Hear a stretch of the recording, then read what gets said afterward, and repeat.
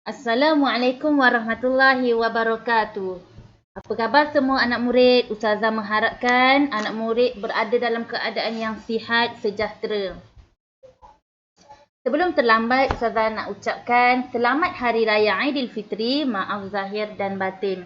Hari ini Ustazah ingin terangkan berkaitan dengan tajuk baru iaitu 10 sebab doa tidak dimakbulkan.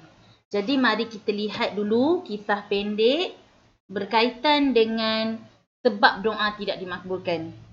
Pada suatu hari, Ibrahim bin Adham yang juga bergelar Abu Ishaq berjalan di pasar Basrah, lalu beliau dikelilingi oleh orang ramai dan mereka bertanya kepadanya, "Wahai Abu Ishaq, Allah berfirman yang bermaksud, berdoalah kamu kepadaku, nescaya aku perkenankan doa permohonan kamu.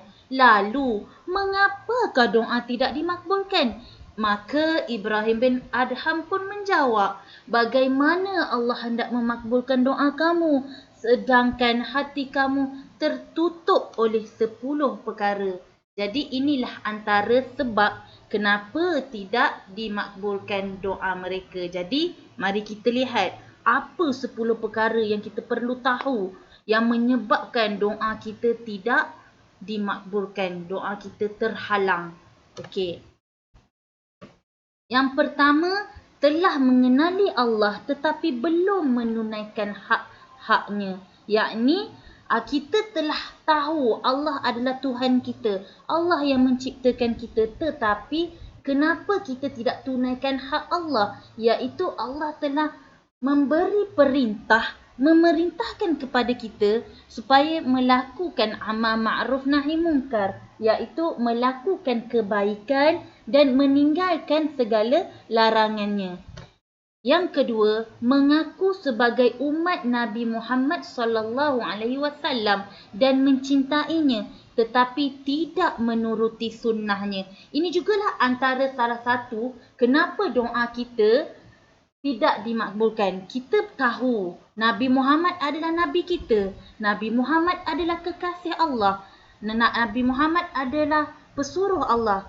Tetapi kenapa kita tidak ikut sunnah Nabi? Banyak sunnah Nabi yang mengajar umatnya untuk melakukan kebaikan. Jadi inilah antara sebab dia. Yang seterusnya, membaca Al-Quran tetapi tidak mengamalkannya. Bagaimana? Kamu dah baca Al-Quran, hari-hari baca Al-Quran tapi tidak pernah amalkan. Bermaksud, tidak pernah mengamalkan apa isi kandungan yang telah ada di dalam Al-Quran. Sebagai contoh, di dalam Al-Quran, Allah telah berfirman berkaitan dengan menjaga akhlak. Tetapi, kita sebagai manusia masih lagi ada yang belum menjaga akhlak, menjaga adab dengan manusia, iaitu masyarakat ke ibu bapa. Ini antara sebabnya kenapa doa tidak dimakbulkan. Seterusnya, menerima nikmat Allah tetapi tidak mensyukuri. Yang ni ramai sangat hamba-hamba Allah yang masih lagi berada dalam ruangan orang-orang yang rugi. Sebab apa? Allah telah beri segala nikmat. Nikmat kesihatan, nikmat kecantikan, nikmat kehidupan, nikmat rezeki, kita dapat makan, kita hirup udara yang segar, kita diberi kesihatan yang baik. Tetapi tidak mensyukuri, kita tidak bersyukur dengan nikmat Allah. Sedangkan Allah sangat suka hamba-hambanya yang sentiasa mengucapkan Alhamdulillah, iaitu kita bersyukur dengan segala nikmat Allah. Bila mana kita tidak bersyukur, inilah salah satu faktor kenapa doa kita terhalang. Ustazah harap murid-murid dapat memahami ya. Dan kita pergi seterusnya adalah mendakwa bahawa syaitan sebagai musuh tetapi tidak mengingkari. Okey, kita tahu syaitan adalah musuh kita. Kita menyatakan, aku tak nak ikut sikap syaitan. Aku tak suka syaitan. Syaitan jahat. Ya, kita tahu. Tetapi kenapa masih lagi kita mengikut sikap syaitan? Sebagai contoh, membazir. Membazir adalah amalan syaitan. Tetapi kita masih lagi ikut amalan syaitan. Kita kata syaitan ni musuh. Tetapi kenapa kita tidak ingkar? sepatutnya kita kena ingkar dengan syaitan. Yang seterusnya, berkata bahawa mati itu benar tetapi tidak bersiap sedia untuknya. Ya, mati adalah pasti. Mati akan berlaku. Okey, kematian itu akan berlaku. Tetapi yang sedihnya bila mana umat-umat manusia tidak bersiap sedia untuk menghadapinya. Kita dah tahu pada suatu hari nanti kita akan kembali semula kepada Allah. Maka kita kena bersiap sedia diri kita, siapkan amal ibadah kita untuk kita bertemu dengan Allah. Tapi yang paling sedih, yang paling terkilannya bila mana kehidupan kita habis di atas muka bumi ini hanya melakukan perkara yang sia-sia.